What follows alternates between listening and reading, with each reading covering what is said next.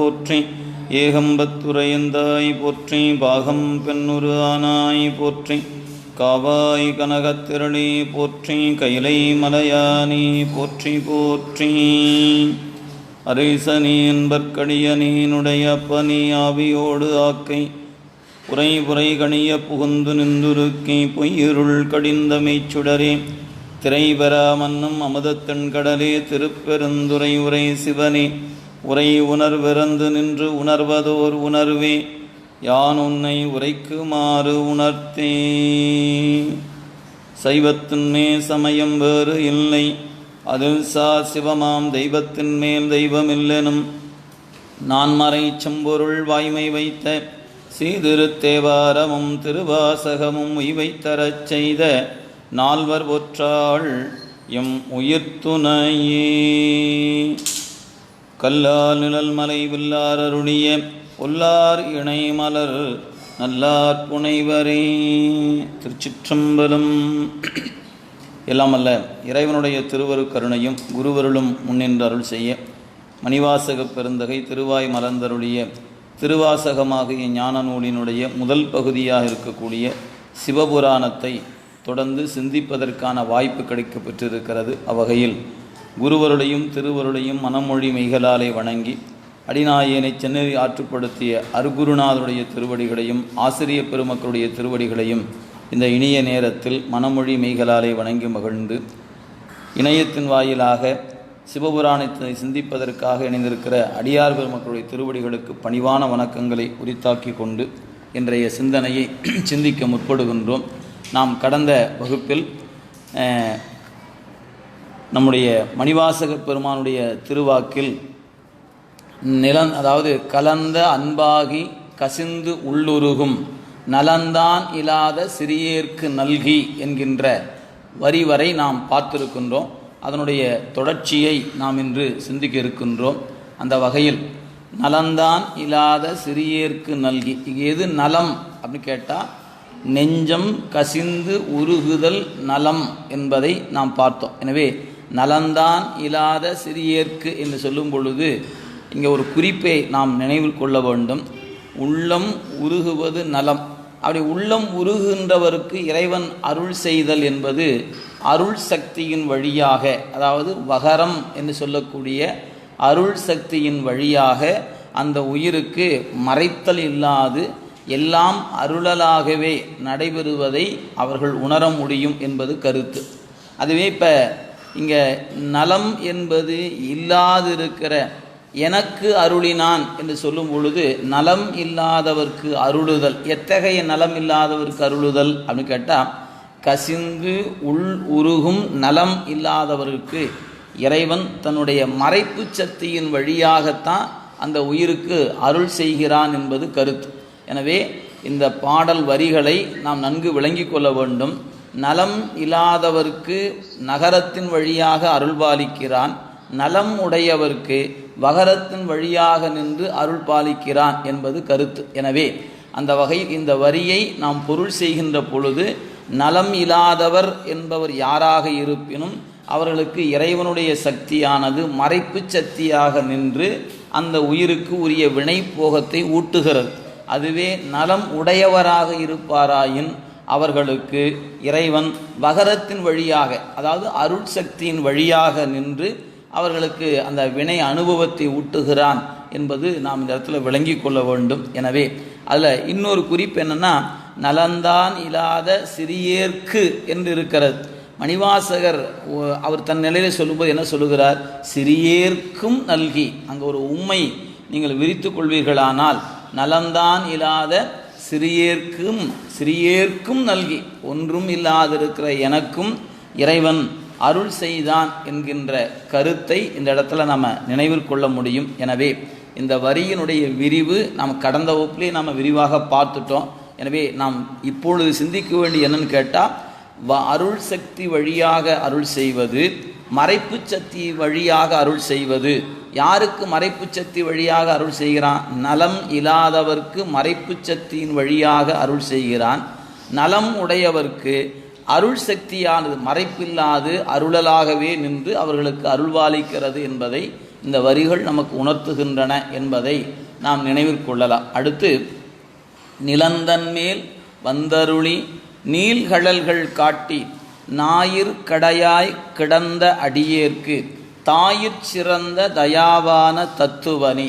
இந்த தொடர் பார்த்தீங்கன்னா, நிலந்தன்மேல் வந்து அருளி. எனவே என்னுடைய பெருமான் எனக்கு அருள்பாலிப்பதற்காக இந்த மண் உலகத்தில் தன்னுடைய திருவடி தாமரைகள் மண்ணின் மீது படுமாறு நிலம் தோய வந்து அருள்பாலித்தான். எனவே நிலந்தன்மேல் வந்தருளி நீள்கழல்கள் காட்டி. இந்த காட்டி என்பது கூட ஒரு அளவடை, அதில் காட்டி என்று இல்லாமல் காட்டி அப்படின்னு ஒரு அளவடை கொடுத்திருப்பதை நீங்கள் மூல நூலை பார்த்தீங்கன்னா தெரியும். எனவே அது அந்த இலக்கண வரம்புக்குட்பட்டு ஒரு அளவடை இருக்கிறது என்பதை நீங்கள் நினைவில் கொள்ளலாம். ஏன்னா நம்ம முன்னையே நமச்சிவாய வாழ்க என்ற இடத்திலேயே அளவடை பார்த்தோம். அதுபோல் இங்கே ஒரு குறிப்பு இருக்கிறது. எனவே இறைவன் தன் திருவடியை காட்டினான். அந்த திருவடி எத்தகையது? நீள்கழல் என்று குறிப்பிடுகிறார். அது என்ன நீள்கழல் அப்படின்னு கேட்டால், நாம் இப்போ நம்மளுடைய கால்கள்லாம் இவ்வளவு நீளம் இருக்கிறது, அகலம் இருக்கிறது, அதுபோன்று இருக்குமா அப்படின்னு ஒன்று கேள்வி வருமானு கேட்டால், இங்கே அந்த பொருள் அல்ல என்பதை நாம் நினைவில் கொள்ளலாம். அப்போ நீள்கழல் என்பதற்கு பொருள் என்ன அப்படின்னு கேட்டால், ஒரு உயிர் வினை வயத்தால் எவ்வளவு கீழே கிடந்தாலும் அந்த இடத்துக்கு வந்து அந்த உயிருக்கு அருள்பாலிக்கின்ற கருணையைத்தான் நீள்கழல் என்ற சொல்லால் இங்கே குறித்திருக்கிறார் என்பதை நாம் நினைவில் கொள்ளலாம். எனவே நீள்கழல் அப்படின்னா, இப்போ நாம் மண்ணுலகத்தில் இருப்பவரை மட்டும் இறைவன் ஆட்கொள்வதில்லைங்க. மண்ணுலகத்தை கடந்து கீழே பாதாள உலகத்தில் கிடக்கக்கூடிய உயிர்களுக்கும் அவன்தான் அருள்பாலிக்க வேண்டி இருப்பதனால நிலந்தன்மேல் வந்தருளி நீள்கழல் காட்டி. ஏன்னா நான் இறைவனுடைய அருளை நினையாதவனாக நலம் இல்லாதவனாக இருந்த எனக்கும் தன்னுடைய திருவடியை காட்டினான். ஆக நீள்கடல்கள் காட்டி நான் எப்படிப்பட்டவன்? ஞாயிற் கடையாய் கிடந்த அடியேற்கு. நாயினும் கடையன். நாய் என்பது பொதுவாக இழிந்த செயலை சொல்லுகின்ற பொழுது அவ்வாறு குறிப்பிடுவது உண்டு. மணிவாசக பெருமான் திருவாசகத்தில் நிறைய இடங்களில் நாய் என்று தன்னை சொல்லி இருப்பதை நீங்கள் பார்க்கலாம். நம்ம முதல் பதிகம் படிக்கிறோம். இந்த முதல் பதிகத்தில் இங்கே தன்னை நாயினும் கடைப்பட்டிருப்பவன் என்பதை அந்த பொருளை சொல்வது ஞாயிறு கடையாய் கிடந்த அடியேற்கினர். இப்போ நாயின் கடையாய், அது என்ன நாயின் கடை அப்படின்னு கேட்டால், பொதுவாக எல்லா உயிர்களையும் நாம் அதனுடைய ஒவ்வொரு உயிரையும் நினைவு கூறுகின்ற பொழுது காக்கை அப்படின்னா அது கரைந்து உண்ணும் என்பது நாம் அறிந்த ஒன்று. அப்படியே ஒவ்வொரு உயிரிடத்திலும் ஒரு சிறப்பு பண்புகள் இருப்பதை பார்க்கிறோம். அதுபோல நாய் என்று சொன்னால் அதனிடத்தில் இருப்பது நன்றி என்கிற உணர்வு அதனிடத்தில் இருப்பது அறிந்த ஒன்று. ஆனால் மணிவாசக பெருமான் இங்கே தன்னை சொல்லும்போது நல்ல நாய் என்று தன்னை குறிப்பிடலை. அப்படி நல்ல நாய் என்று குறித்திருந்தார்னா நாய்க்கு இருக்கக்கூடியது நன்றி உணர்வு, அது என்னிடத்தில் மிகுதியாக இருக்கிறது என்ற பொருளாக அமையும். ஆனால் மணிவாசகர் என்ன குறித்திருக்கிறார்? நாயில் கடைப்பட்டவன் என்று குறிப்பிடுக. இன்னும் பிரிதொரு இடத்துல சொல்லும்போது சொல்வார், பொல்லா நாயான புன்மையேனை என்று குறிப்பிடுவார். இறைவன் தன்னை ஆண்டு கொண்டான். எப்படிப்பட்டவனை ஆண்டு இருக்கிறான் அப்படின்னு கேட்டால், நல்ல நாயாக இருந்த என்னை இறைவன் ஆண்டு கொண்டான்னு சொல்லலை. அது சொல்லுகிற அந்த வரி கவனித்து பார்த்தீங்கன்னா, பொல்லா நாயான புன்மையேனை ஆண்டும்பர். இப்போ இந்த பொல்லா நாய் என்பதற்கு என்ன பொருள் என்பதை நீங்கள் சிந்தித்து பார்த்தீங்கன்னா, நாய்க்கு இருப்பது நன்றி என்கிற உணர்வு. அந்த நன்றி உணர்வு இல்லாது இருப்பதனால தன்னை பொல்லா நாய் என்று குறித்து கொள்கிறார் என்பதை நாம் இந்த இடத்துல நினைவில் வைத்து கொள்ள வேண்டும். ஏன்னா நாயினும் கடை என்று சொல்லுகிறார். அப்போ பொதுவாக நாய் என்ப ஒரு பிறப்பை சொல்லும் பொழுது அங்கே அந்த பிறப்பிலும் கடைப்பட்டிருக்கின்றவன் என்று குறிப்பிடுகிறார். ஏன் நாய் என்று சொல்ல வேண்டும்? அந்த ஒரு வார்த்தைக்கு நம்ம பொருள் தேடுவோம் என்று சொன்னால் அங்கே பார்த்தீங்கன்னா தெரியும். அதாவது நம்முடைய நூல்களில் நாயினுடைய பண்புகளாக குறிக்கப்பெறுகின்ற பொழுது அங்கே என்ன காட்டப்பெறுகிறது அப்படின்னு பார்த்தீங்கன்னா, ஒரு நாய்க்குரிய இழிந்த குணம் என்று ஒன்று இருக்கிறது. அது என்ன அப்படின்னு பார்த்தீங்கன்னா, அது கழுத்தில் கட்டப்பட்டு இருக்கின்ற அந்த சங்கிலி ஆகிய கயிறு அந்த தொடர்பில் இருக்கிற வரைக்கும் இல்லத்தில் இருக்கக்கூடிய அந்த எப்படி பார்க்கலாம், நாம் தரக்கூடிய நல்ல உணவுகளை உண்பதை வழக்கமாக எடுத்துக்கொள்ளும். அதுவே அந்த நாயானது கயிறு சங்கிலி தொடர்பு விடுபடுகின்ற பொழுது உலகத்தின் கீழ்ப்பகுதியில் போய் அது என்ன வேணாலும் உணவை உட்கொள்ளுகிறது. எசமானம் தருகிற நல்ல உணவை விடுத்து மலம் முதலானவற்றை உட்கொள்ளுகிற இயல்பு அதனிடத்தில் இருக்கிறது என்பதை நாம் பொதுவாக பார்க்கிறோம். இது அதனுடைய இழிந்த குணங்களில் ஒன்றாக சொல்லப்பெறுவது. இன்னும் சொல்லப்போனால் உலகத்தில் நாம் காணக்கூடிய உயிர்களிடத்தில் நாய் என்பது ஒன்று தான் உண்ட உணவினை வெளியே கக்கிய பிறகு வாந்தி எடுத்த பிறகு மீண்டும் அந்த உணவை அது தான் உண்ணுகிற பழக்கம் அதனிடத்தில் இருக்கிறது. எனவே அது எந்த உயிரிடத்திலும் அப்படி ஒரு இயல்பு இல்லை.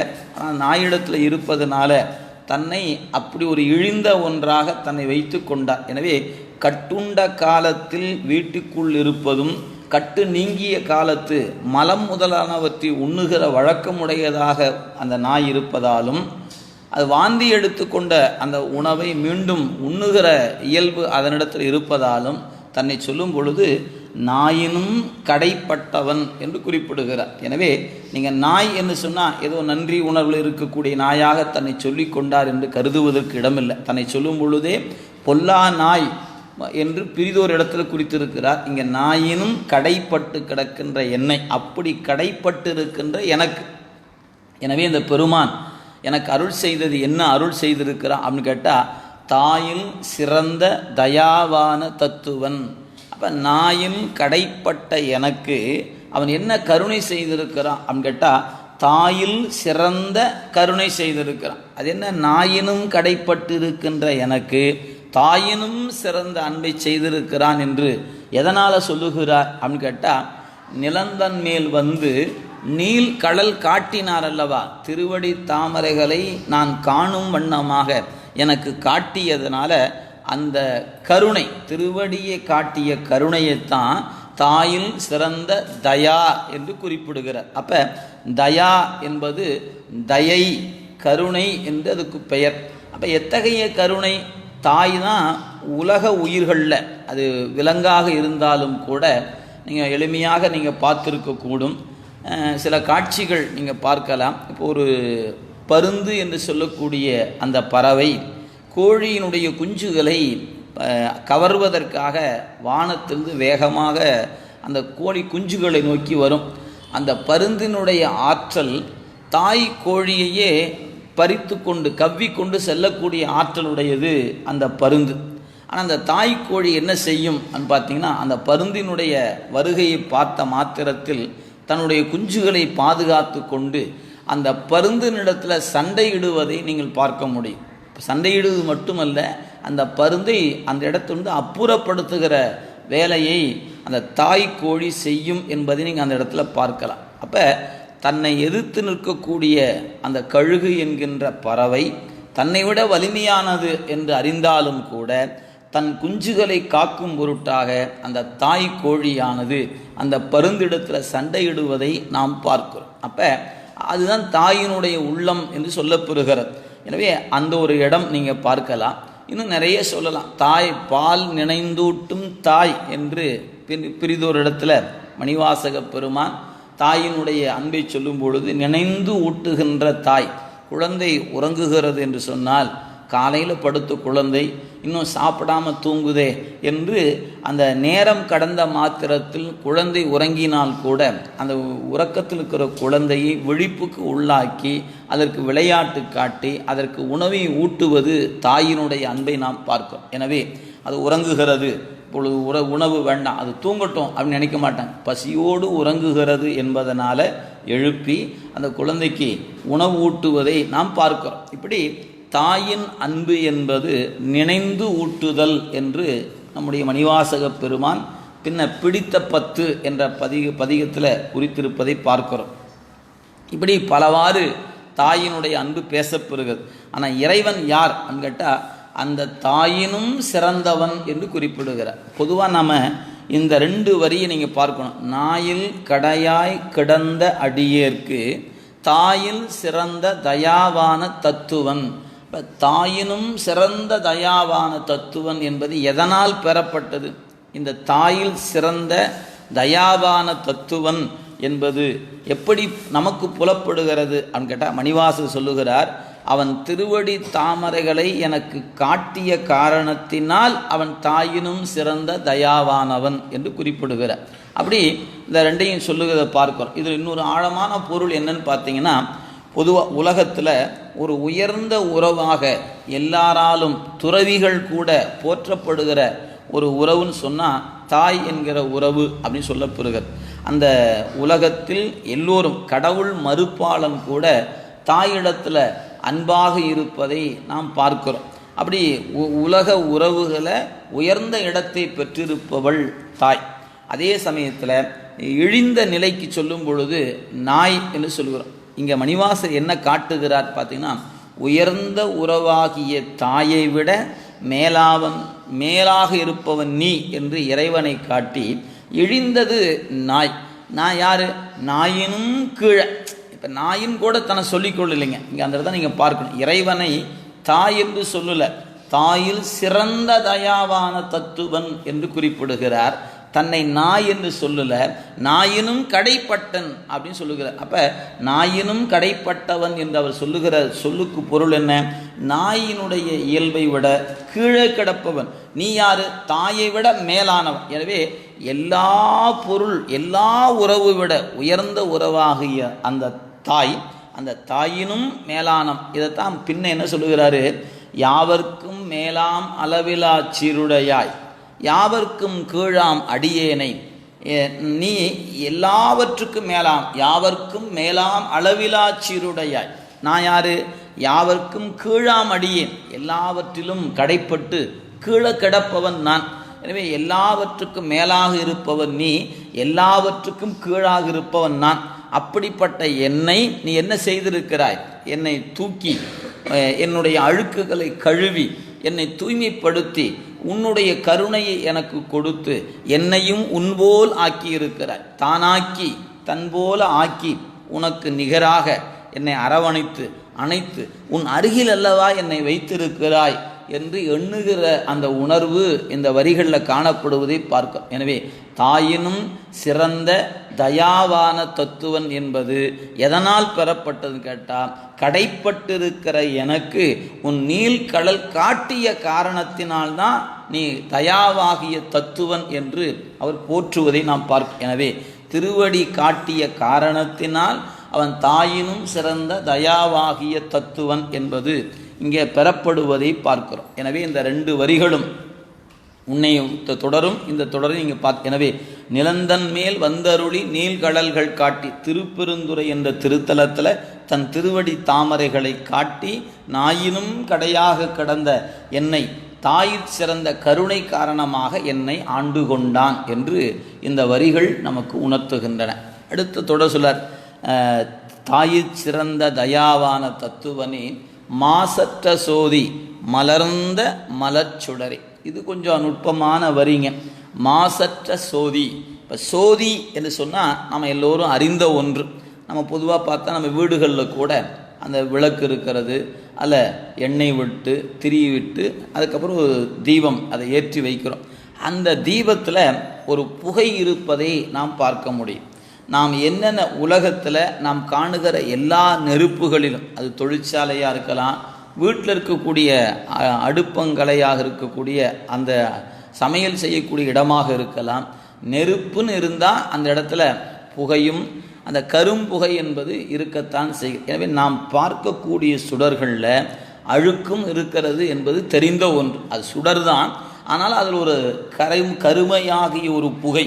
நீங்கள் விளக்கேற்றி வைத்திருந்தீங்கன்னா அது எங்கே உயரமான இடத்துல போய் முட்டுகிற இடத்துல இந்த விளக்கினுடைய சுடர் அப்படியே மேலே போய் அதனுடைய புகையானது மேலே போய் மேற்பகுதியில் ஒரு கருமை படர்ந்திருப்பதை நீங்கள் காண முடியும். அப்போ நாம் காணுகிற சோதியில் என்ன இருக்கிறது? கருமையாகிய மாசு இருக்கிறது. ஏன்? நாம் பயன்படுத்திய பொருள் பூரா மாசு கலந்தது தான். இது மாயை என்பதனால அதனுடைய தன்மை அப்படி இருக்கிறது. இறைவன் அத்தகைய சோதியா அப்படின்னு கேட்டால் இல்லை, அவன் மாசற்ற சோதி. எனவே இந்த சோதிக்கு மாசு இருக்கிறது, அவன் மாசு அற்ற சோதியாக இருக்கிறான். எனவே மாசற்ற சோதி மலர்ந்த மலர்ச்சுடர். இங்கே இடத்துல நீங்கள் பார்க்கணும், இதில் ரொம்ப நுட்பமான குறிப்பு சொல்லுகிற மலர்ந்த மலர்ச்சுடர். எந்த மலரின்கண் சுடர் அப்படின்னா நீங்கள் பார்க்கணும், மலரின்கண் சுடராக இருக்கிறான் என்பது பொருள். மலரின்கண் சுடர் என்று சொன்னால் இங்கே என்ன பொருள் என்பதை நீங்கள் கொஞ்சம் ஆழமாக சிந்திக்க வேண்டும். அதாவது இறைவன் மலரின்கண் சோதியாக இருக்கிறான். மலர்ச்சோதி என்று அப்படி பொருள் இல்லை, மலரின்கண் சோதி. அப்போ இந்த மலர் என்பது எதை குறிக்கிறது அப்படின்னு பார்த்தீங்கன்னா நெஞ்சத்தாமரை என்று சைவ சித்தாந்தம் குறிப்பிடுகிறது. ஒவ்வொரு உயிரிலும் அவருடைய நெஞ்சத்தாமரையில் இறைவன் அமர்ந்திருக்கிறான் என்பது கருத்து. இந்த நெஞ்சத்தாமரை என்பது எப்படி இருக்கும் என்று சொல்லும் பொழுது நம்முடைய சித்தாந்த சாத்திரம் சொல்லுகிறது, அது அந்த தாமரை மலனுடைய மொட்டு பகுதியானது கவிழ்ந்ததாக இருக்கும். இப்படி தான் பொதுவாக எல்லாரிடத்திலும் இருப்பது. நீங்கள் இறை நோக்கிய சிந்தனை உங்கள் உள்ளத்தில் வளர வளர பக்தி மேலீடு பெருகுகின்ற பொழுது, இன்னும் சொல்லப்போனால் ஞானம் என்கின்ற ஒன்று எப்போது உயிருக்கு ஏற்படுகிறதோ அப்பொழுது தான் இந்த கவிழ்ந்திருக்கிற தாமரை நிமிர்ந்து நிற்கும்.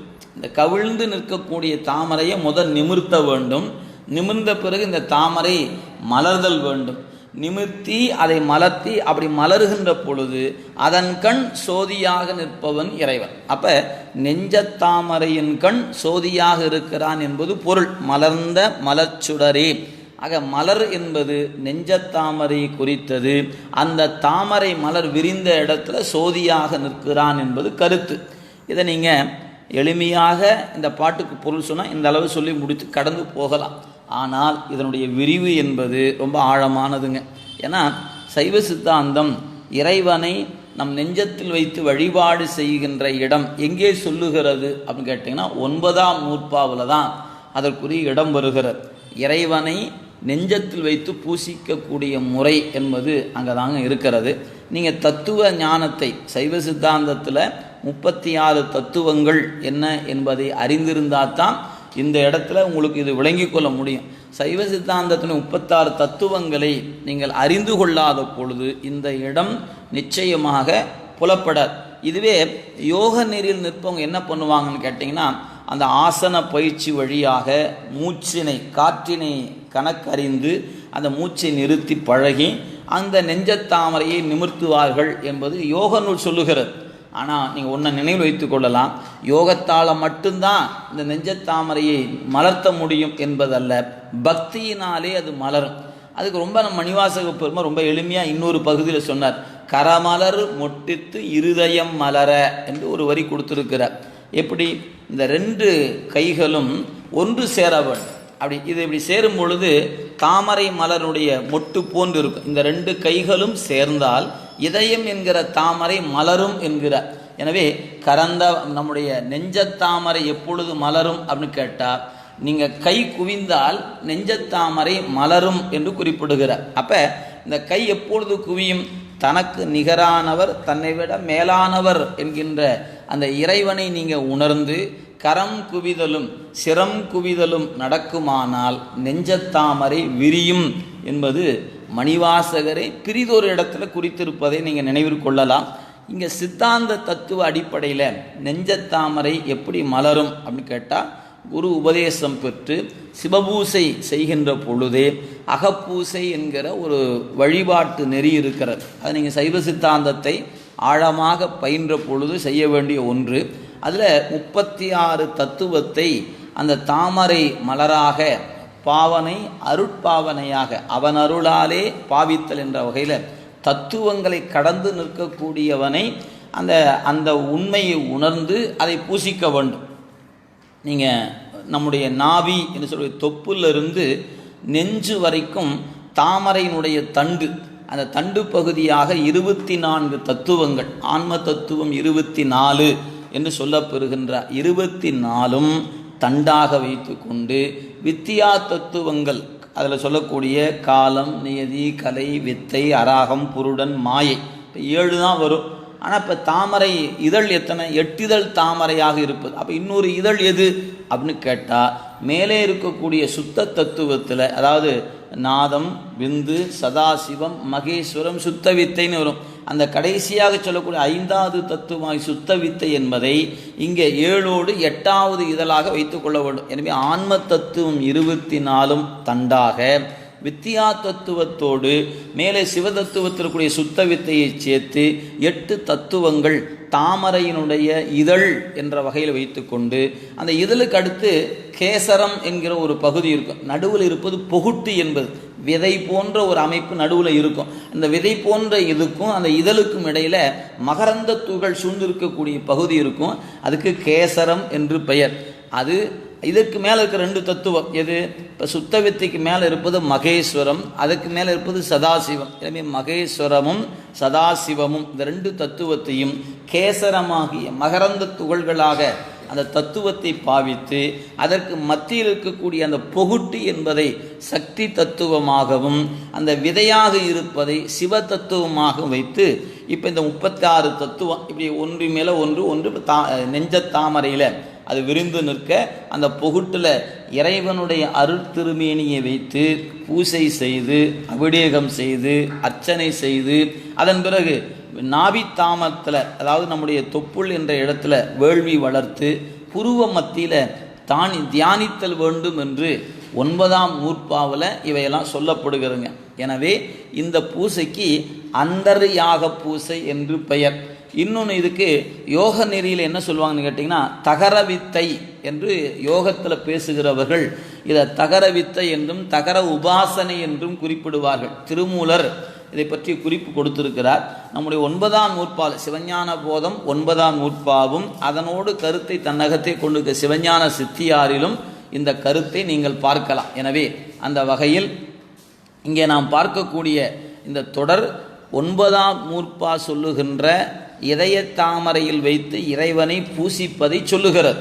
எனவே நீங்கள் நெஞ்சம் என்கிற அந்த தாமரையில், இந்த தத்துவ தாமரையில் இறைவனை எழுந்தருளச் செய்து தூப தீபம் முதலான அமுது முதலான வழிபாடுகளை அபிடேகம் செய்து அர்ச்சனை இதில் என்ன ஒரு சிறப்புன்னு கேட்டிங்கன்னா, இதில் ஒவ்வொன்றையும் நீங்கள் புறத்தே செய்யக்கூடிய சிவலிங்க திருமேனிக்கு எப்படி அபிடேகம் செய்து அலங்காரம் செய்து தூப தீபம் அமுது முதலான வழிபாடுகளை செய்கிறோமோ அதே போலவே அகத்துக்குள்ளும் செய்ய வேண்டும். இதில் அங்கே வெளியே செய்யும்போது ஒவ்வொன்றுக்கும் ஒவ்வொரு பாடல் இருக்கும், ஒவ்வொருக்கும் ஒரு மந்திரம் சொல்லுவோம். ஆனால் நெஞ்சத்தில் வழிபாடு செய்யும் பொழுது குருநாதன் உபதேசம் செய்த இந்த மூல மந்திரத்தை மட்டுமே கொண்டு இந்த வழிபாட்டை செய்யணும். நீங்கள் அர்ச்சனை பண்ணுகிறீர்கள் என்று சொன்னால் இந்த அகப்பூசையில் இப்போ நமக்கு வெளியில் பார்த்தீங்கன்னா எந்த ஒரு பொருளும் தூய்மையான பொருளாக கிடைக்குமான்னு தெரியாது. கிடைக்கலாம், கிடைக்காமலும் போகலாம். இதுதான் நமக்குரிய சூழல்.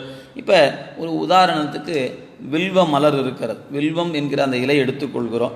நம்ம வெளியிலிருந்து அதை வாங்கி செல்லும்போது ஒரு 10 இலை வாங்கினா 1ஓ 2ஓ தேரும், மீதியெல்லாம் ஏதாவது ஒரு வகையில் பழுதுபட்டு இருப்பதை பார்க்கிறோம். இப்போ நீங்கள் இந்த அகப்பூசை செய்யும் பொழுது அந்த 3 இதழும் நல்ல தூய்மை உடையதாக நல்ல அப்படியே அதை வாடி இல்லாமல் நல்ல தழைத்து இருக்கக்கூடிய இதழாக நீங்கள் ஒவ்வொரு முறை மந்திரம் சொல்லும் பொழுதும் அந்த வில்வ இலையை இறைவன் திருமேனியில் அர்ச்சிக்கும் பொழுது ஒவ்வொன்றாக அப்படியே போடலாம். இப்படி அகப்பூசையினுடைய பயன் என்னன்னு கேட்டிங்கன்னா, வெளியே இருக்கக்கூடியதை எல்லாவற்றையும் உள்ளே செய்வது, அவருக்கு திருமஞ்சனம் ஆட்டுவது, அவருக்கு அபிடேகம் செய்வது, அர்ச்சனை செய்வது எல்லாமே நிறைவாக செய்யலாம். நம்முடைய அறிவு எவ்வளவு நேரம் ஒன்றி இருக்குமோ அவ்வளவு நேரம் இந்த வழிபாட்டை செய்யலாம். ஆனால் ஒன்றி இருக்குமா என்பதுதான் கேள்வி. அது அவரவருடைய புண்ணியத்தின் பாற்பட்டது. எனவே செய்யக்கூடிய முறை என்பது என்னன்னு கேட்டால், நெஞ்சத்திலே கொண்டு தத்துவ தாமரையாகிய அந்த தாமரை மீது சிவலிங்க திருமேனியாக இறைவன் எழுந்தருளி இருக்க அவருக்கு திருமஞ்சனம் செய்து அவருக்கு அர்ச்சனை முதலானவற்றை செய்து அதன் பிறகு வேள்வி வளர்த்து பிறகு புருவ மத்தியில் அந்த இறைவனை தியானித்தல் வேண்டும் என்பதுதான் அகப்பூசை என்று சொல்லப்பெறுகிற அந்தர்யாக பூசை என்று சொல்லப்பெறுவது.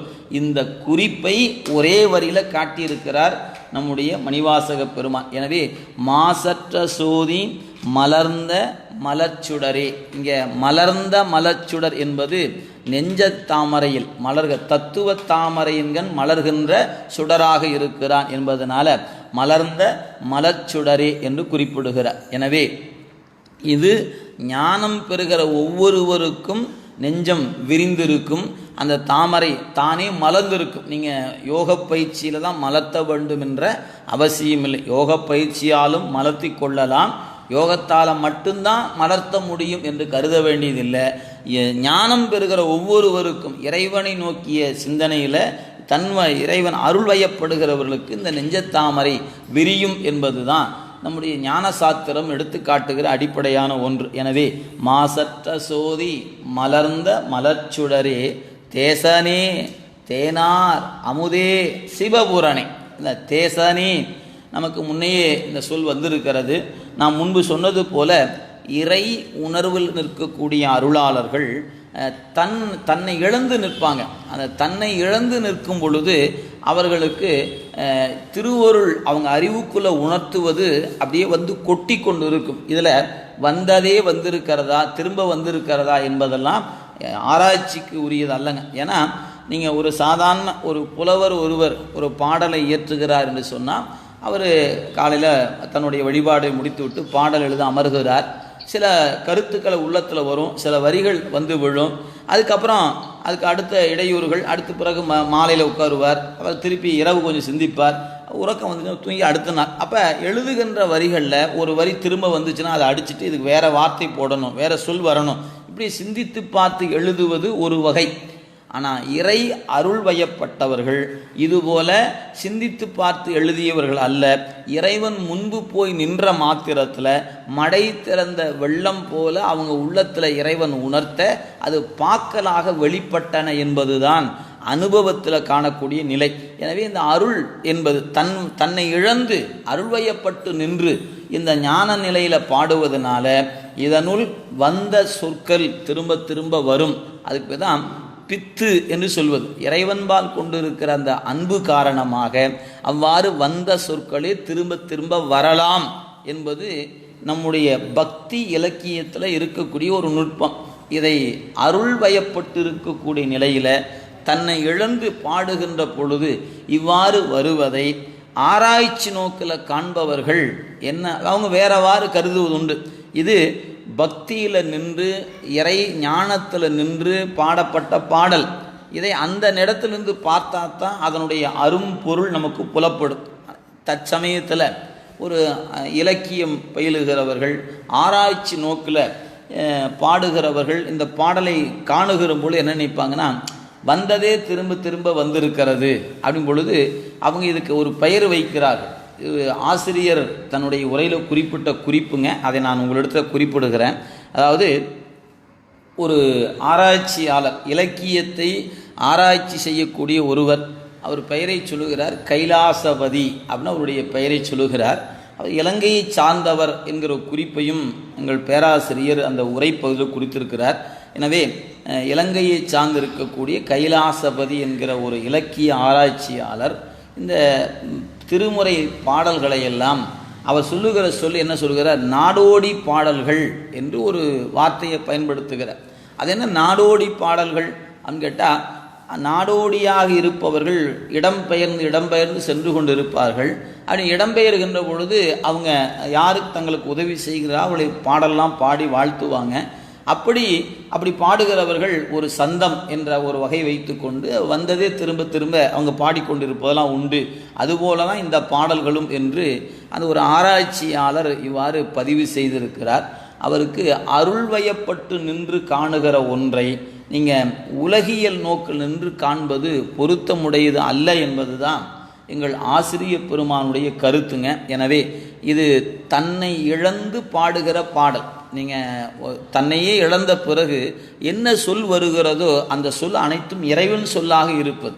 நாம் நினைப்பது போல நாங்கள் சிவபுராணம் உரை தொடங்கும் பொழுதே நாம் பார்த்தோம், இது பக்தியினுடைய அனுபவத்தில் பாடப்பட்டது. பக்தியில் பாடப்பட்டிருந்தாலும் கூட இறைவன் அருளால் பாடப்பட்டதாக இருந்தாலும் இலக்கண சுத்தியாக பாடப்பட்டிருக்கின்றன என்கிற ஒரு குறிப்பை நாம் சிவபுராணத்தை தொடங்குவதற்கு முன்பாகவே சிந்தித்திருக்கிறோம். அன்பர்கள் அதை நினைவில் கொள்ளலாம். எனவே நம்ம நூலில் ஒரு சொல் ஒரு செய்தி திரும்ப திரும்ப இடம்பெறலாம். அது அவ்வாறு இடம்பெறுகிற ஒன்று பக்தி அனுபவத்தில் வருவது, இறைவன் உணர்த்த வருவது என்பதை நீங்கள் அந்த இடத்துல நின்று பார்த்தா தான் தெரியுமே ஒழிய, இல்லைன்னா இந்த தொடர்கள் திரும்ப திரும்ப வருகின்றன என்று இலக்கிய ஆராய்ச்சியாளர்கள் கருதுவது போல அமைந்துவிடும். அப்படி கருதக்கூடாது என்பது தான் பேராசிரியர் பெருமானுடைய கருத்து. அதை உங்களுக்கு நினைவுபடுத்தி விடுகிறோம். எனவே தேசனே தேனார் அமுதே சிவபுரணி, இங்கே சொல்லும் பொழுது தேசன் அப்படின்னாரு, தேனார் அமுது, தேன் போன்ற அமுதாக இருப்பவன் அப்படின்னு பேர். அதுக்கப்புறம் ஆரமுது, தேன் அப்படின்னு சொன்னார், ஆரமுது அப்படின்னார். அப்போ நிறைந்த அமுதாக இருப்பவன் தேசன், தேனார் அமுது, ஆக தேன் போன்ற அமுதாக இருப்பவன். ஆரமுது, ஆரமுது அந்த நிறைந்த அமுதாக இருப்பவன் என்ற பொருள். அந்த சொல்ல ரெண்டாக பிரிச்சுக்கணும்.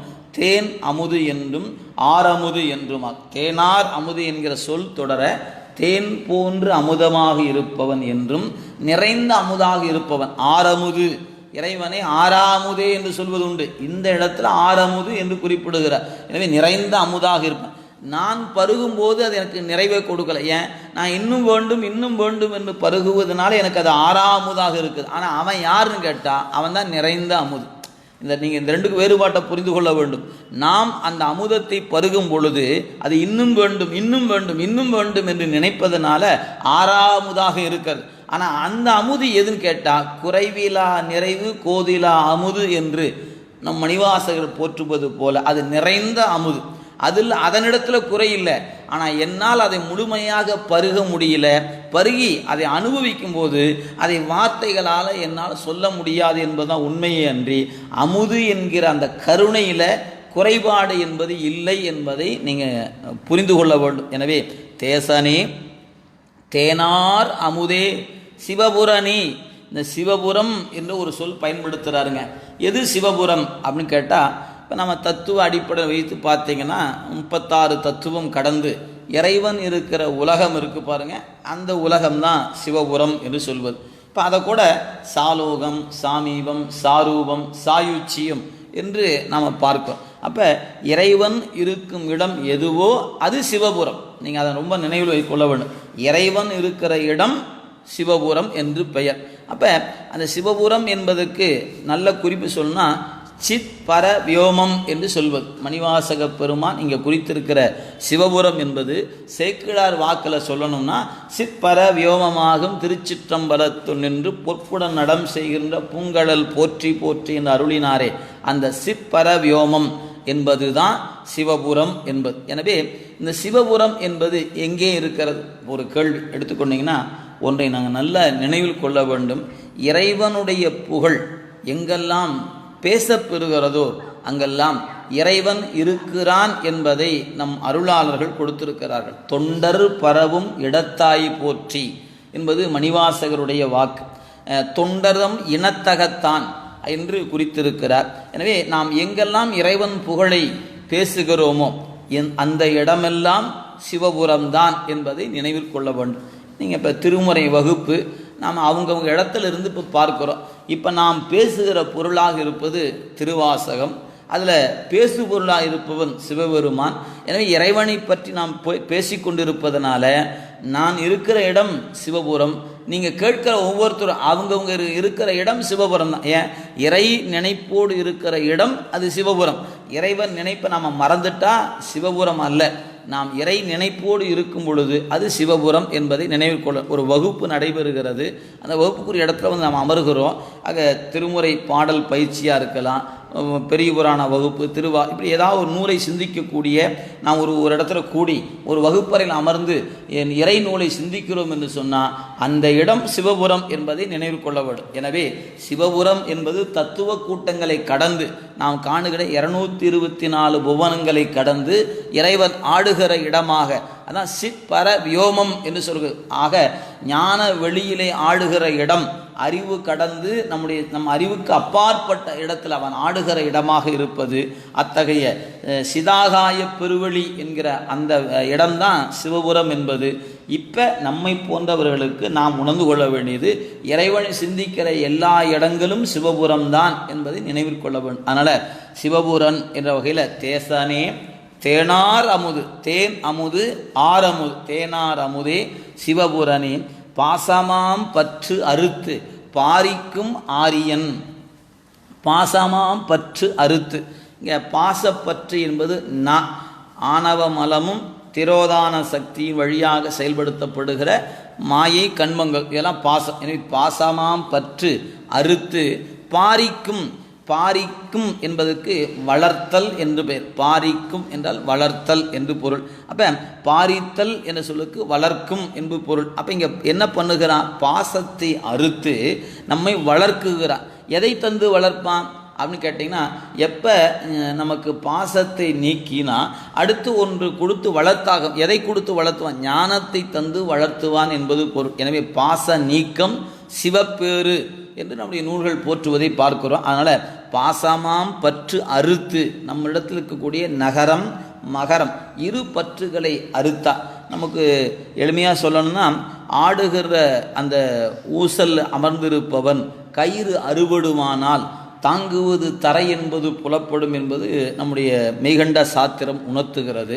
அப்போ நம் எந்த இடத்திலும், எல்லா நேரத்திலும், எந்த இடத்திலும் நமக்கு தாரகமாக, நமக்கு ஆதாரமாக இருப்பது சிவம். அதை நீங்கள் எல்லா வகையான பற்றுகளோடு கூடிய காலத்திலும் எனக்கு ஆதாரமாக இருப்பது சிவம் என்று உணர்ந்து விட்டால் ஆராவாரம் இல்லை. நமக்கு அந்த நம்மை தாங்குவது சிவம் என்ற உணர்வு இல்லாத பொழுதுதான் நமக்கு என்ன என்னை இவர் தாங்குகிறார், அவர் தாங்குகிறார், அவருக்கு எனக்கு அவர் இருக்கிறார், இவர் இருக்கிறார் என்று உள்ளத்தில் யாரையாவது ஒன்றை பற்றி கொண்டு அவர்தான் நமக்கு ஆதாரம் என்று கருதுகின்ற பொழுது ஆராவாரம் ஏற்படுகிறது. நமக்கு சிவம்தான் ஆதாரம் என்பதை உணர்ந்து விட்டால் ஆராவாரம் என்கிற ஒன்றுக்கு இடமில்லாது போகிறது. எனவே பாசமாகிய பற்றை அறுத்து நம்மை வளர்ப்பவன் இதான் பாரிக்கும் வளர்த்தல். பாரித்தல்னா வளர்த்தல், பாரிக்கும் வளர்க்கும். யார் அவன்?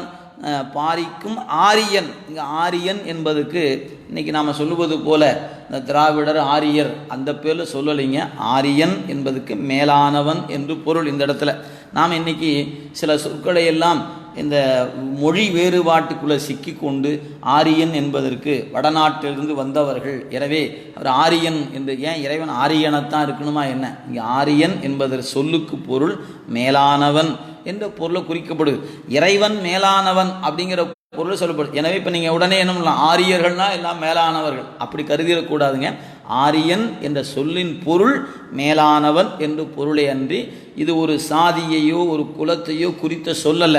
மேலானவன் என்பதை குறிக்கக்கூடிய சொல் என்பதை இந்த இடத்தில் நினைவில் கொள்ள வேண்டும். எனவே பாசம் என்கிற பற்றை அறுத்து ஞானம் என்ற ஒன்றை கொடுத்து நம்மை வளர்த்துகின்ற மேலானவன் என்று அதுக்கு பொருள். எனவே பாசமாம் பற்றறுத்து பாரிக்கும் ஆரியனே. அந்த பெருமான் என்ன பண்ணுவார்? நேச அருள் புரிந்து, பாசத்தை அறுத்து நேச அருள் புரிந்து நெஞ்சில் வஞ்சம் கெட, நம் நெஞ்சத்தில் இருக்கக்கூடிய வஞ்சம் கெட வேண்டும் என்பதற்காக அவன் என்ன செய்கிறான் அப்படின்னு கேட்டால், நெஞ்சில் வஞ்சம் கெட நேச அருள் புரிந்து. எனவே நேசம் என்கிற தன் கருணையை, தன்னுடைய அன்பை நமக்கு அருள் புரிவது எதற்காகனா, நம் நெஞ்சில் இருக்கக்கூடிய வஞ்சம் கெடுவதற்காக. எனவே நேச அருள் புரிந்து நெஞ்சில் வஞ்சம் கெட பேராது நின்ற பெருங்கருணை பேரார். இங்கே சொல்லும்போது பேராது, என்னை விட்டு ஒருபோதும் நீங்காது இருக்கக்கூடிய, அதனால் பேராது நின்ற பெரும் கருணை பேராரே என்று குறிப்பிடுகிறார். எனவே அந்த பெருமான் பெரும் எல்லையற்ற கருணை உடையவன். எனவே பேராறு என்ற வகையில் பேராது நின்ற பெருங்கருணை பேரார், இது கருணை என்கிற பேராறு என்று குறிப்பிடுகிறார். பொதுவாக உலகியலை சொல்லணும்னா ஒரு ஆறு என்று சொல்லக்கூடிய அந்த ஆறு வெள்ளப்பெருக்கெருப்பருமானால் பெரும் பாதிப்பை ஏற்படுத்திவிடும். ஏன்? கரை கடந்து அந்த வெள்ளம் செல்லுகின்ற பொழுது அந்த கரையிலேயே அந்த கரையில் இருக்கக்கூடிய நீரை நம்பி வாழ்ந்த பெரும் பெரும் மரங்களை எல்லாம் அடித்து வீழ்த்தி, அது மட்டுமல்ல நகருக்குள்ளே புகுந்து பல உயிர்களை அந்த வெள்ளமானது பலி கொள்ளக்கூடிய சூழல் இருப்பதை நாம் பார்க்கிறோம். அது மாதிரி இந்த கருணை, இந்த வெள்ளம் வந்தால் என்ன ஆகும் அப்படின்னு கேட்டால், இந்த வெள்ளம் நமக்கு கருணை என்கிற வெள்ளம் என்பதனால இது உலகியல் வெள்ளம் அல்ல, இது கருணை வெள்ளம் என்பதை நாம் நினைவிற்கொள்ள வேண்டும். எனவே அதனால் பேராது நின்ற பெருங்கருணை இது. இதில் நான் என்ன உணர்ந்து கொள்ள வேண்டும் அப்படின்னு கேட்டால், இதுகாரும் எந்த நீரை ஆதாரமாக கொண்டு வளர்ந்து நின்றதோ அந்த மரம் வெள்ளப்பெருக்கு காரணமாக அந்த வெள்ளத்தினாலே அடித்து செல்லப்படும். அதுபோல நாம் இதுகாரும் நாம் பாச தொடர்பால் வளர்ந்து நின்றோம்.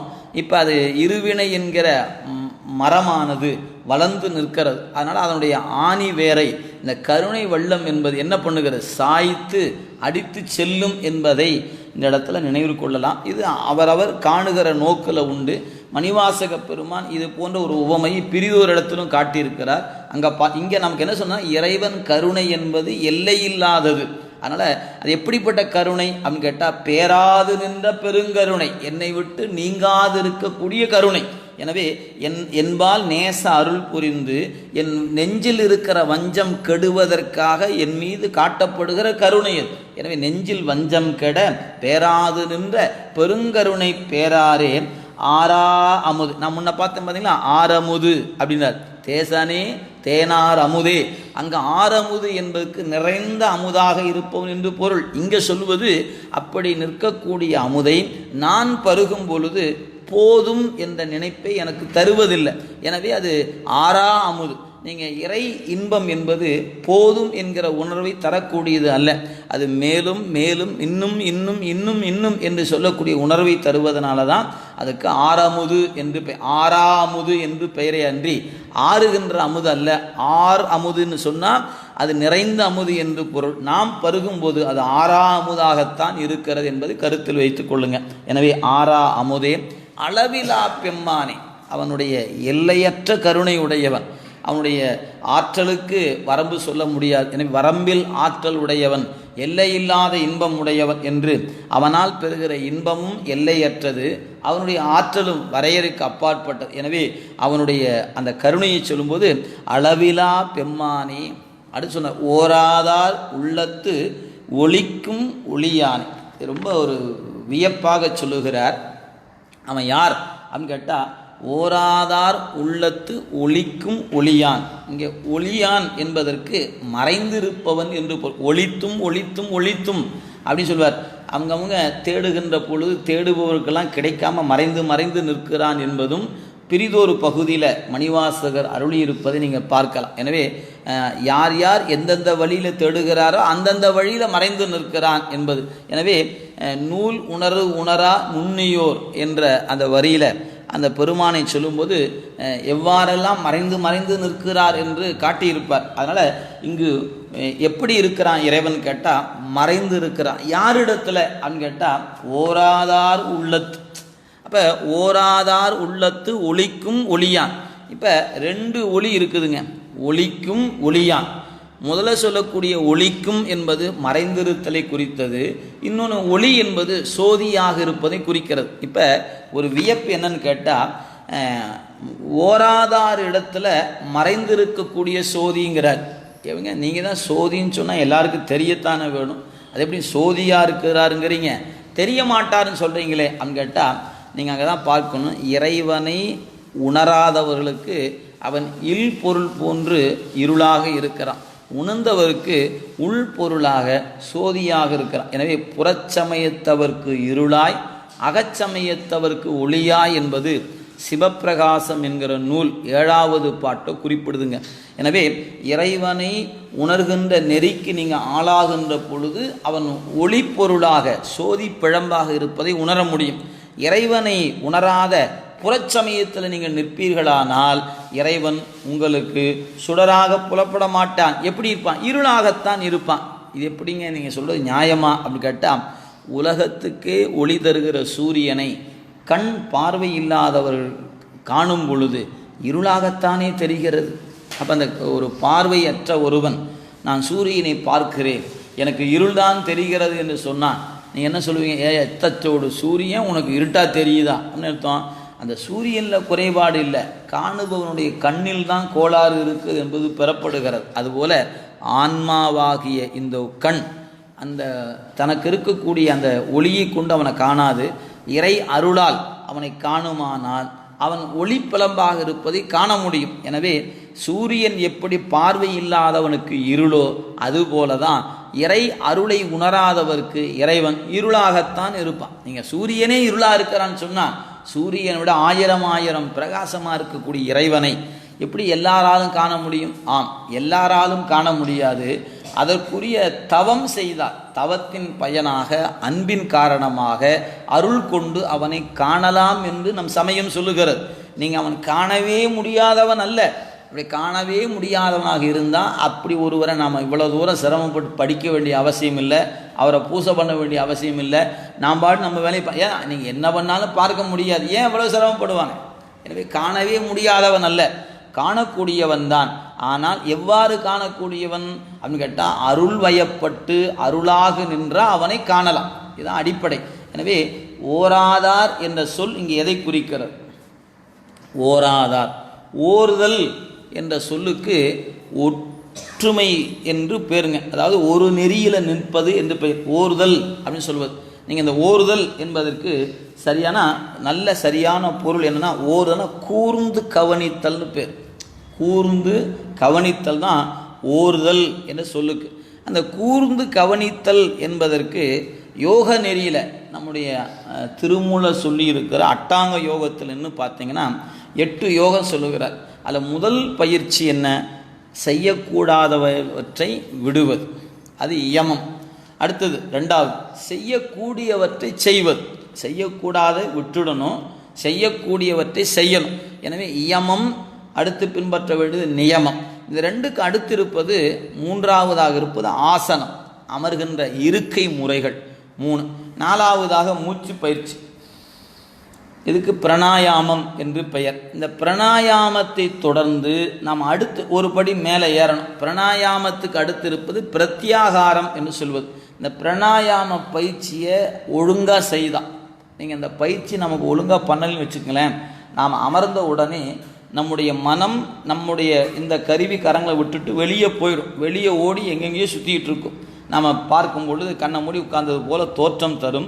ஆனால் நமக்கு எல்லா வகையான நினைப்புகளும் இருந்து எல்லாத்தையும் பார்த்து சந்தித்து பேசி அளவலாவி அப்புறம் மெல்ல முடிஞ்சு திருப்பி வந்து நின்றுக்கும். அப்போ நாம் நினச்சிக்குவோம், வெளியிலேருந்து பார்க்குறவங்க இவர் கண்ணை மூடி ரொம்ப நேரம் உட்காந்துட்டாருங்க அப்படின்னு நினச்சிக்குவோம். ஆனால் நம்ம அறிவு எங்கே போயிடுச்சு, யாரெல்லாம் பார்த்துட்டு வந்துச்சுன்னு நமக்கு மட்டும்தான் தெரியும், நமக்கு உள்ளுக்குள்ள சாமிக்கு தெரியும். எனவே இந்த வெளிமுகமாக ஓடுகின்ற மனதை உள்முகப்படுத்துவதற்கு, அதை மடைமாற்றம் செய்வதற்கிற பயிற்சிக்கு பேர் தான் பிரத்யாகாரம் என்று பெயர். அப்போ இதுக்கு அடுத்து தான் தாரணை. அப்போ முதல்ல நம்முடைய மனம் என்பது வெளியே ஓடக்கூடிய இயல்புடையது. கண்ணை திறந்து வச்சிருந்தாவே வெளியே தான் ஓடும். அதை வேற நீ கண்ணை மூடி வச்சா உள்ளுக்குள்ளே இருந்துக்குமா என்ன? ஏன் திறந்து பார்த்து பார்த்து வெளியே ஓடி ஓடி அது பழக்கப்பட்டு விட்டது. நம்ம ஒரு இடத்துல அமர்ந்து இருந்தால் வெளியே என்ன நடந்தால் நமக்கு என்ன அப்படின்லாம் இருக்காது. என்ன நடக்குதுன்னு பார்க்கணும் என்று ஆசைப்படுமே அன்றி, அது என்னமோ பேசிக்கிறாங்க 2 பேர், கண்ணு பார்க்குது, 2 பேர் பேசுகிறாங்களே, என்ன பேசுவாங்களா இருக்கும்.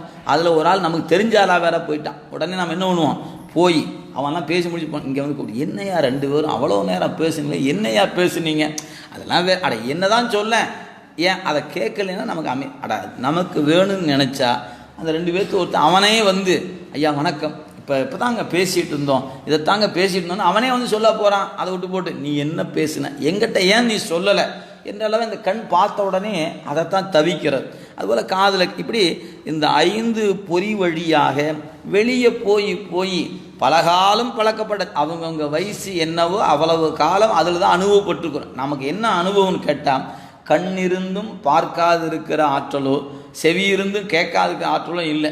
எல்லாத்தையும் அந்த உள்ளுக்குள்ளே கொண்டாந்து வச்சு ஒன்றையே நின்று அதுக்குள்ளே பயன்படுத்தி அறிகின்ற ஆற்றலை பெற்று வெளியே போய் போய் பழகிட்டோம். நம்மை சும்மா இருக்கக்கூடிய வேலைக்கு மட்டும் போகவே முடியாது நம்மளால். நாம் எதுக்கு வந்தேன், சும்மா தான் வந்தேன். எதுக்கு போனேன், சும்மா தான் போனேன். இந்த சும்மா என்று சொல்ல நிறைய பயன்படுத்திக்கும். ஆனால் அறிவு சும்மா இருக்காது என்பதை மட்டும் நினைவிற்கொள்ள வேண்டும். அதனால தான் பெரிய பெரிய ஞானிகள் சும்மா இருப்பதற்கு பெருமான்கிட்ட கேட்கிறார், கதறுகிறார். துன்று மல மாயையற்று வெளிக்குள் வெளிக்கடந்து சும்மா இருக்கும் சுகம் இன்று வருமோ நாளை வருமோ அல்லது என்று வருமோ அறியேன் என்று ஒரு அருளாளர் கதறுகிறார். பெருமானே, நான் எப்போ சும்மா இருக்க சுகம், அப்போ நீங்கள் சும்மா இருப்பது சுகம். அதனால் இப்போ நாம் நினச்சிட்டோம், நாம் வேலைக்கு போகாமல் வீட்டில் இருக்க சுகம் நினச்சிக்கிட்டோம். அந்த பொருளை சொல்லலைங்க. அறிவை ஒரு புள்ளியில் நிறுத்தி சும்மா இருப்பது சுகம்.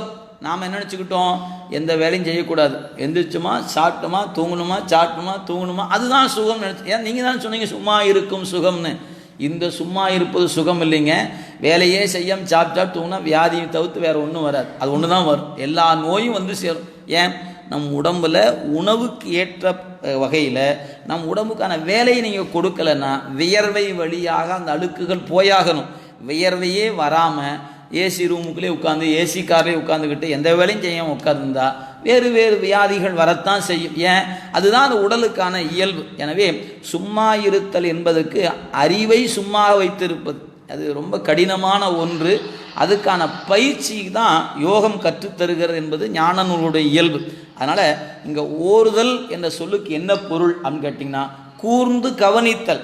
இப்போ நீங்கள் அப்படி அமர்ந்தாச்சுன்னா ஏதேனும் ஒரு புள்ளியில் நெஞ்சை பற்றி, நெஞ்சு இறைவனை பற்றி அந்த ஒரே இடத்துல நின்று விட வேண்டும். அதை விடுத்து விட்டு நெஞ்சை பற்றிய மாத்திரத்தில் எல்லா பக்கமும் போய் போய் வருது பாருங்கள். அதனால தான் ஒரு நெறிய மனம் வைத்து உணர் ஞான சம்பந்தன் திருநெறிய தமிழ் வல்லவர் தொல்வினை தீர்தல் எளிதாமே என்று மணிவாசக பெருமான் நம்முடைய ஞானசம்பந்த பெருந்தகை அருளி இருப்பதை நீங்கள் நினைவு கொள்ள வேண்டும். அங்கே ஒரு நெறிய மனம் வைத்து உணர் ஞான சம்பந்தன் தன்னை பற்றி சொல்லுகிறாரு. ஒரு நெறி வைத்து உணர்கின்ற ஞான சம்பந்தன். நாம் ஒரு நெறியில் இருந்தால் நாமளும் உணரலாம். நமக்கு ஒரு நெறி இல்லை என்பதனால தான் உணர முடியாமல் தடுமாறுகிறோம். அதனால் சொல்கிறார், ஓர்தல் என்றால் கூர்ந்து கவனித்தல். இந்த நிலையை யோக நெறியினுடைய சொல்லும் பொழுது வெளியே செல்லுகிற மனதை தடுத்து உள்முகப்படுத்துவதற்கு பெயர் தான் பிரத்யாகாரம் என்று சொல்லுது. இதை திருவள்ளுவர் இந்த சொல்லாட்சியை பயன்படுத்துகிறாருங்க. அவருடைய திருவாக்கில் சொல்லணும்னா 357வது குறட்பா, ஓர்த்து உள்ளம் உள்ளது உணரின் ஒரு தலையாய் பேர்த்து உள்ள வேண்டா பிறப்பு. இந்த குறட்பால் என்ன சொல்லுகிறார், ஓர்த்து உள்ளம் உள்ளது உணரின். நீங்கள் ஓர்த்து கூர்ந்து உள்முகமாக உள்ளம் உணரின், இங்கே உள்ளது உணரின், உள்ளம் உள்ளது உணரினர். இந்த குறட்பாவுக்கு பயிற்சி சொல்லும் பொழுது சரிங்க, பரிமேல் அழகருடைய குறிப்பை பார்த்தாலும் யோகத்தை பற்றிய குறிப்பை சொல்லுகின்ற குறட்பா என்று குறிக்கப்படுவது. எனவே ஓர்த்து உள்ளம் உள்ளது உணரின். அப்போ எப்படி இதை பொருள் செய்யணும், உள்ளது அதாவது ஓர்த்து உணரின், அடுத்து உள்ளது உணரின், ரெண்டு சொல்ல பிரிவு. ஓர்த்து உணரின் அடுத்து உள்ளது உணரின், ரெண்டு வகையாக வைத்து கொண்டு அதை நீங்கள் உணர்வீர்களாயின் பிறப்பு என்பது உங்களுக்கு இல்லாமல் போய்விடும். வேண்டா பிறப்பு. அப்போ இந்த வேண்டாம் பிறப்பே வேண்டாமையா உளன் யாரு, நம்மை விட்டு நீங்காதிருக்கின்ற மாசற்ற சோதியாக மலர்ந்த மலர்ச்சுடராக நம் நெஞ்சத்தாமல் இருக்கக்கூடிய இறைவனை நீங்கள் ஓர்த்து உணர்வீர்களாயின் வேண்டா பிறப்பு என்பது திருமூலர் நம்முடைய திருவள்ளுவ நாயனார் இங்கே குறித்திருக்கிறார்.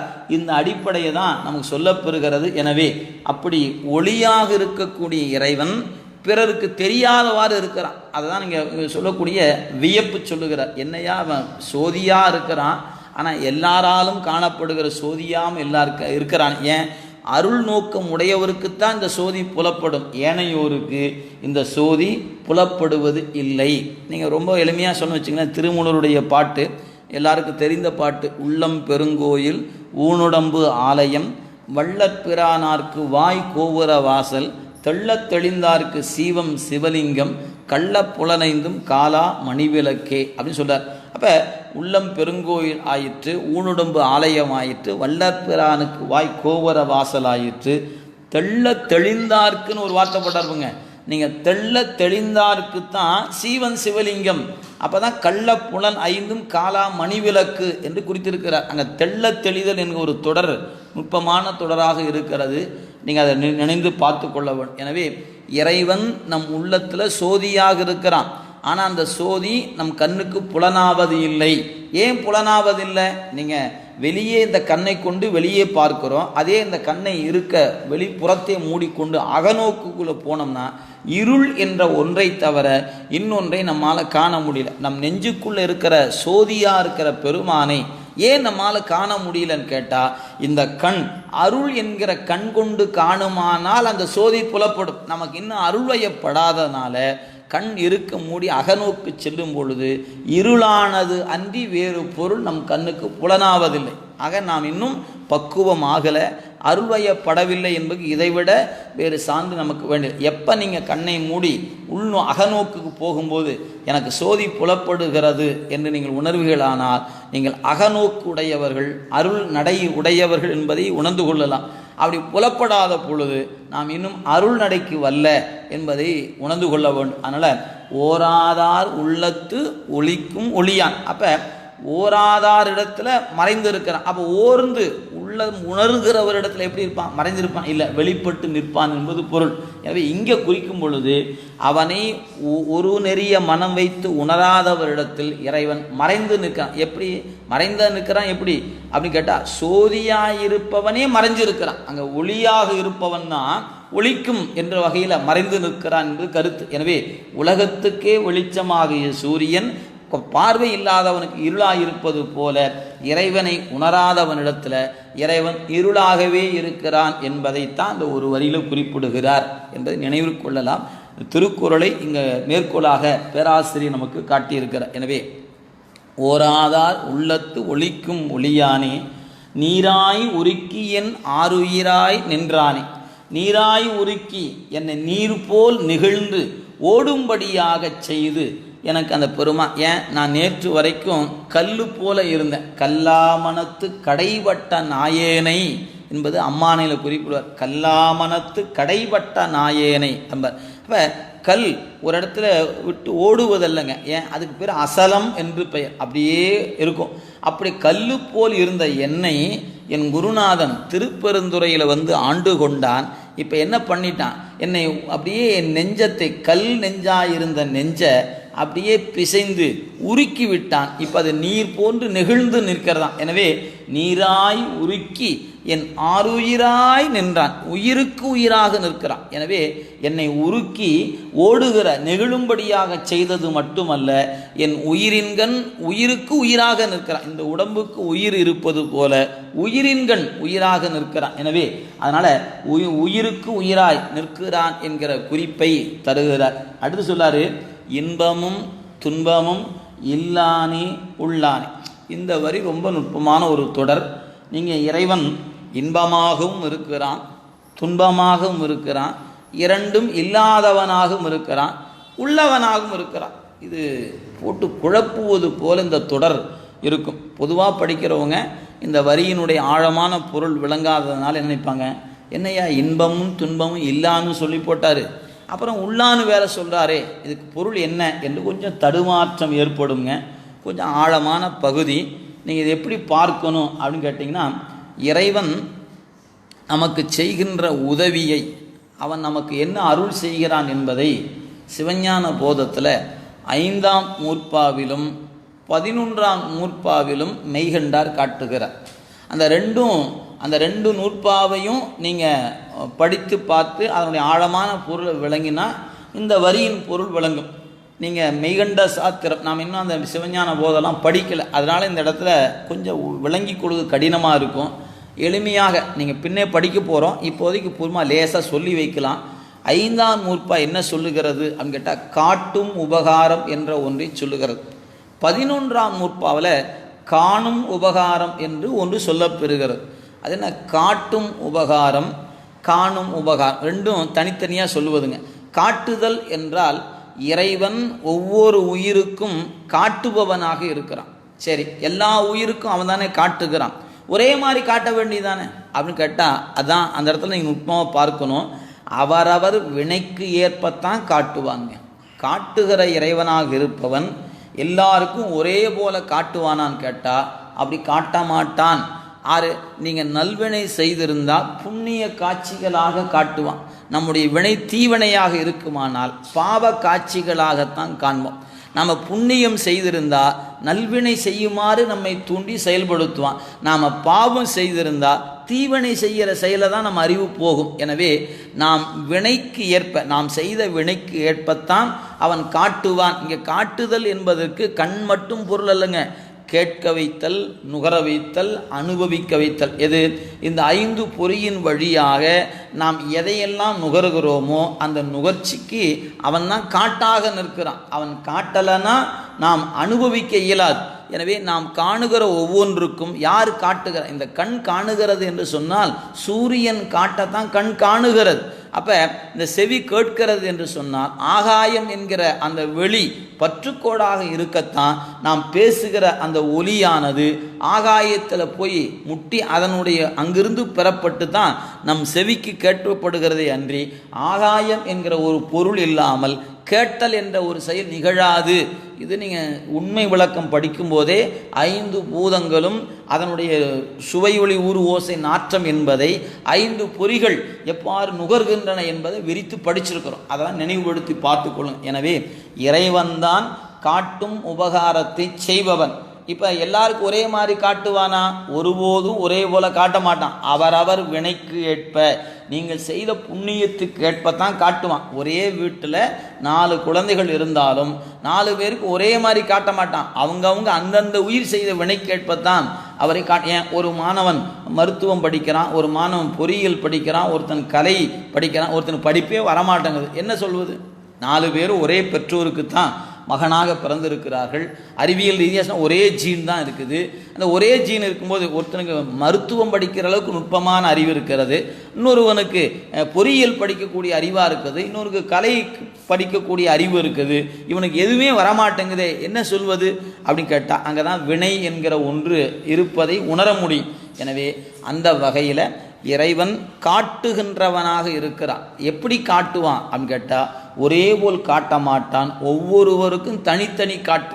இப்போ எனக்கு என் வினைக்கேற்பத்தான் எனக்கான காட்சி, உங்களுக்கு உங்கள் வினைக்கேற்பத்தான் காட்சி அன்றி இருவருக்கும் ஒரே காட்சி அல்ல. இதை நீங்கள் புரிகிற மாதிரி சொல்லணும்னா உண்மை விளக்கம் படிக்கும்போது நாம் படிச்சிருக்கிறோம், நினைவுபடுத்தி பாருங்கள்.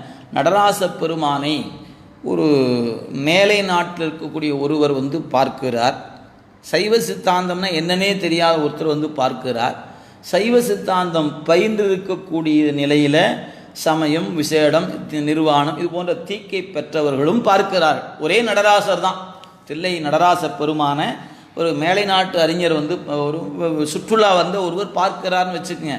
அவர் எப்படி பார்ப்பார் அப்படின்னு கேட்டால், அவரை பார்த்த உடனே என்னையா இது, இந்த சாமி வித்தியாசமாக இருக்கிறாரே, ஒரு காலை ஊன்றி இருக்கிறார், ஒரு காலை தூக்கி நிற்கிறாரு, அது இதுக்கு பேர் என்ன அப்படி கேட்டால் அவங்க சொல்லுவாங்க இவர் நடராசர், நடராஜா அப்படின்னு சொல்லுவாங்க. அப்புறம் கொஞ்சம் ஏதாவது அவருடைய அந்த ஆங்கில அறிவுக்கேற்ப கொஞ்சம் சொல்லி கொடுக்கவங்க சொன்னால் அவர் என்ன நினைப்பார்? ஓ, கிளாசிக்கல் டான்சர் அப்படின்னு நினைப்பார். இது அவருடைய அறிவுக்கு அவ்வளோதான் புலப்படும். அவர் நடனமாடுகிறார், கூத்தன், கூத்தாடுபவன் அப்படிங்கிற அளவில் அவர் நிற்பார். இப்போ நம்ம நாட்டிலே இருக்கக்கூடிய ஒருத்தர் நடராச பார்க்குற இந்த சாமி ஏன் தான் ஆடுதுன்னு தெரியலையே அப்படின்னு நினைப்பார். ஆடுற சாமிலாம் நமக்கு ஆகாதியா, ஊட்டையும் ஆட்டி போடுவார் அப்படின்னு ஒரு கும்பிடை போட்டுட்டு திரும்பி பார்க்காம போயிடுவான். அவ்வளோதான் அவன் அறிவு கட்டியிருப்பது.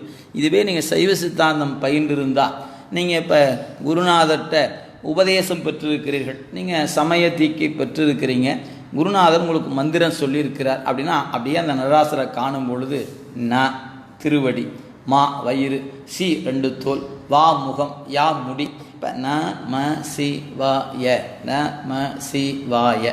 ஐயா எனக்கு ஓம் என்ற மந்திரத்தோடு சொல்லியிருக்கிறாருங்க. அப்போ ஓம் என்பது திருவாசி. அப்போ ஓம் நம சிவாய, ஓம் நம சிவா. அப்போ திருவாசி, திருவடி, வயிறு, 2 தோல், அப்புறம் முகம், முடி, இப்படி ஒவ்வொரு பொருளாக. இப்போ நீங்கள் காணுகிற நடராசர் வேற, இன்னொருத்த பார்த்துட்டு போனேன் ஆடுற சாமி நமக்கு ஆகாதுன்னு சொன்னான் பாருங்க, அவன் பார்த்தது வேற. கிளாசிக்கல் டான்ஸர் என்று பார்க்குறவன் அவனுடைய பார்வை வேறு. இதுவே சிவாய நம என்ற மந்திர உபதேசம் பெற்றிருந்தா அவர் எப்படி பார்ப்பாரு?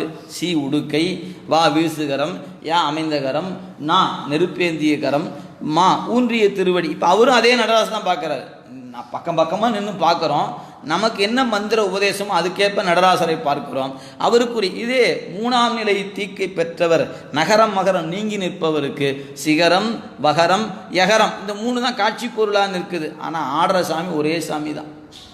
என்ன நினச்சி பாருங்க, அதுதாங்க. இப்போ நிர்வாண தீக்கை பெற்றவருக்கு ஞானத்தை வழங்குகிறவனாக அந்த மூர்த்தி இருப்பார்.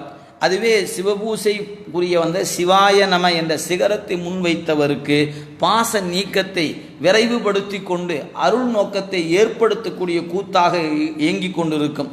அதுவே நகரத்தை முன்வைத்து ஓதியவனுக்கு உலக இன்பங்களை மேலும் மேலும் நுகர்வதற்குரிய மூர்த்தியாக அந்த பெருமான் புலப்படுவார். உலகில் நிற்கக்கூடியவனுக்கு இந்த சாமி ஆகாதியான்னு போயிட்டான், இன்னொருத்தனுக்கு இவர் ஒரு டான்சர் அப்படின்னு போயிட்டான். இப்போ ஆடுகிற பெருமான் ஒருத்தந்தான், அவரவர் பக்குவத்துக்கேற்ப காட்சி மாறுகிறது. இது தாங்க காட்டும் உபகாரம் என்று பெயர். எனவே இறைவன் எல்லோருக்கும் காட்டாக இருக்கிறான். அவன் இல்லாமல் யாரும் எதையும் காண இயலாது. இங்கே காணுதல் என்பது அறிதல் என்று பெயர். ஒவ்வொருவருடைய அறிவும் ஒன்றை அறிகிறது. ஒருவர் கலைத்துறையில் நீங்கள் கலைத்துறைகளை போனால் கூட எல்லாரும் ஒரே கலை இல்லை. இப்போ நம்ம உலகியல் நிற்கக்கூடிய மக்களுக்கு புரியுற மாதிரி சொன்னால், ஒருத்தருக்கு புல்லாங்குழல் வாசிப்பதில் விருப்பம் இருக்கிறது, ஒருத்தருக்கு வயலின் வாசிப்பதில் விருப்பம் இருக்கிறது, ஒருத்தருக்கு தவில் வாசிப்பதில் விருப்பம் இருக்கிறது, இன்னொருத்தருக்கு கீபோர்டு வாசிப்பதில் விருப்பம் இருக்கிறது. இப்படி ஒவ்வொருத்தர் அறிவு ஒவ்வொன்றாக இருக்குது. எல்லாமே கலை தான்.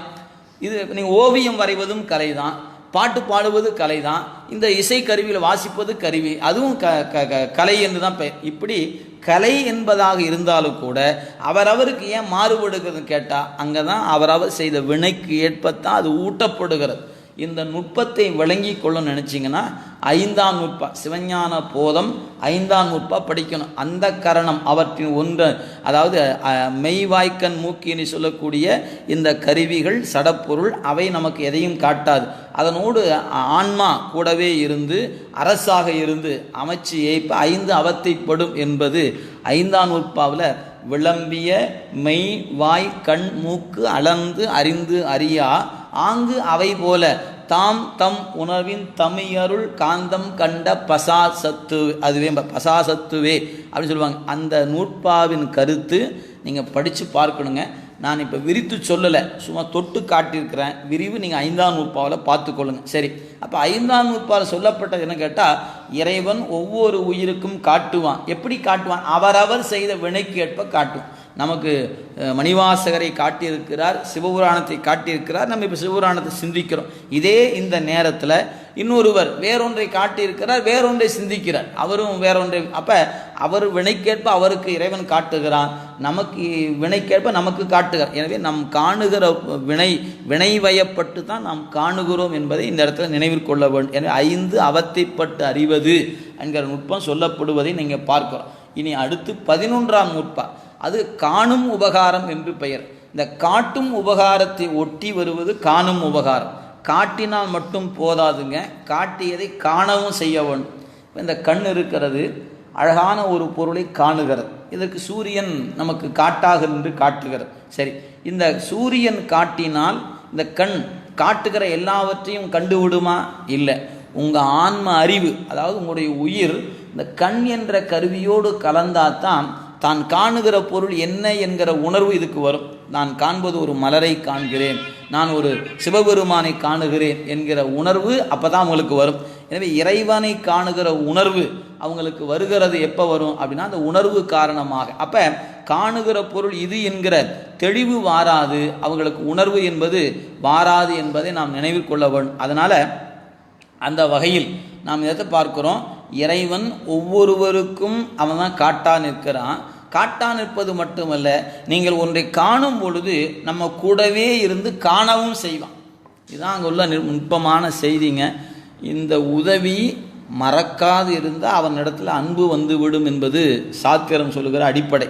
இப்போ நான் ஒன்றை காணும்போது என்னுடைய கண் மலரை காணுகிறது, அல்லது என் கண் நடராச பெருமானை காணுகிறது என்று சொன்னால், என்னுடைய அறிவு இந்த கண் என்ற கருவியோடு கூடி நடராசரை பார்த்து கொண்டு இருக்கணும். அப்போ தான் நான் அவரை தொடர்ந்து பார்த்துக்கிட்டே இருப்பேன். நான் அவரை பார்க்கும் பொழுதே ஏதேனும் ஒரு ஓசை என் காது விழுமானால், என்ன ஓசை என்று அடுத்த வினாடி என் கண் என்கிற அந்த உறுப்பை விட்டு விட்டு என் அறிவு காதில் போய் நின்றுட்டு, என்ன சத்தம் இது, யாரோ பாடுற மாதிரியே இருக்குது, என்ன பாட்டு பாடுறாங்க அப்படின்னு அங்கே போய் நின்றுச்சுன்னா, நடராசர் நான் பார்க்குற மாதிரியே தான் இருக்கும், ஆனால் பார்க்க மாட்டேன். காது வழியாக நின்று அந்த பாட்டு என்னன்னு கேட்டுட்ருப்பேன். அப்போ கண் என்கிற கருவியை செலுத்துவது எது? உயிர் தான் செலுத்துது. எனவே ஆன்ம அறிவு கண்ணை செலுத்தி காணுகிறது. ஆக கண் தானாக காணாதுங்க, அதுக்கு காட்டுவதற்கு ஒரு பொருள் தேவைப்படும். அப்போ கண்ணுக்கு காட்டுவதற்கு எது வேண்டும்? சூரியன் தேவைப்படுகிறது. கண்ணுக்கு சூரியன் காட்டுகிறது. அதுபோல் ஆன்ம அறிவுக்கு சிவம் காட்டத்தான் காணும். கண்ணுக்கு சூரியன் எப்படி இன்றியமையாததோ அதுபோல ஆன்மாவுக்கு இறைவன் இன்றியமையாதவன். சரி, அது மட்டுமல்ல, காட்டுவது மட்டுமல்ல, காணும் பொழுது அந்த கண்ணோடு ஆன்மாவும் கூடவே இருப்பது போல சிவமும் ஆன்மா கூடவே இருந்தால் தான் அந்த காட்சியின் அனுபவம் ஆன்மாவுக்கு நிகழும். இல்லை என்றால் நிகழாது. அதைத்தான் இந்த வரிகளில் எடுத்து காட்டியிருக்கிறார். எனவே இன்பமும் துன்பமும் இல்லான் உள்ளான் என்பது மிக மிக ஆழமான பகுதி. இது நீங்கள் ரொம்ப நுட்பமான பகுதி. அவன் கண்டு காட்டவில்லை என்றால் நாம் எந்த ஒன்றையும் அறிந்து அனுபவிக்க இயலாது. அப்போ நாம் ஒன்றை அனுபவிக்கிறோம். நாம் என்ன அனுபவிக்கிறோம்? ஒன்று இன்பத்தை அனுபவிப்போம், இல்லைன்னா துன்பத்தை அனுபவிப்போம். அப்போ இன்பத்தை அனுபவிக்கும் பொழுது அவனும் இன்பத்தை அனுபவித்தாக வேண்டும். அப்படி இல்லைன்னா நமக்கு இன்பம் நமக்கு ஆகாது. ஏன்? கண் என்கிற ஒரு கருவி ஆன்மா அதனோடு கூட இருந்தால் தான் ஒரு காட்சியை காணும்போது அந்த உணர்வு எதுவோ அது கண் வெளிப்படுத்துகிறது. அப்போ ஒரு பொருளை காணும் பொழுது கண் என்ற உறுப்போடு ஆன்மா கூடவே இருந்து காணுவது போல அங்கே ஆன்மாவுக்கான மகிழ்ச்சி கண்ணின் வழியாக வெளிப்படும். அது கண் அருவருக்கத்தக்க ஒன்றை காணுமானால் என்ன பண்ணும்? பார்த்த உடனே சி அப்படி கண்ணை இருக்க மூடுகிறது. இந்த கண் என்ன பார்த்துதோ அது அறிவுக்குள்ளே போச்சு. இது நீ பார்க்கக்கூடாதுன்னு உள்ள அறிவு சொன்ன உடனே கண் சுருங்குகிறது.